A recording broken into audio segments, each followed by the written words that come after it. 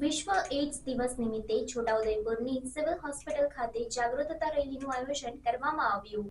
વિશ્વ એઇડ્સ દિવસ નિમિત્તે 1 ડિસેમ્બર 2024ના રોજ છોટાઉદેપુરની સિવિલ હોસ્પિટલ ખાતે જાગૃતતા રેલીનું આયોજન કરવામાં આવ્યું હતું. આ રેલીનું પ્રસ્થાન માનનીય મુખ્ય જિલ્લા આરોગ્ય અધિકારી ડૉક્ટર B.M.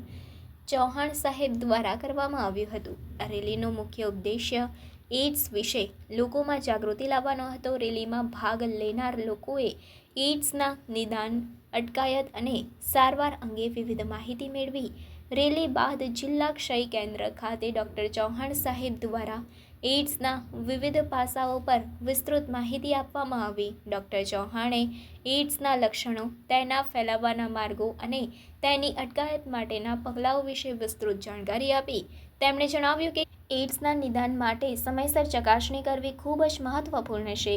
આ ઉપરાંત એઇડ્સના દર્દીઓ માટે ઉપલબ્ધ વિવિધ સારવાર વિકલ્પો વિશે પણ માહિતી આપવામાં આવી. આ જાગૃતતા રેલીમાં મોટી સંખ્યામાં લોકો જોડાયા હતા અને એઇડ્સ વિશેની તેમની જ્ઞાન વૃદ્ધિ કરી.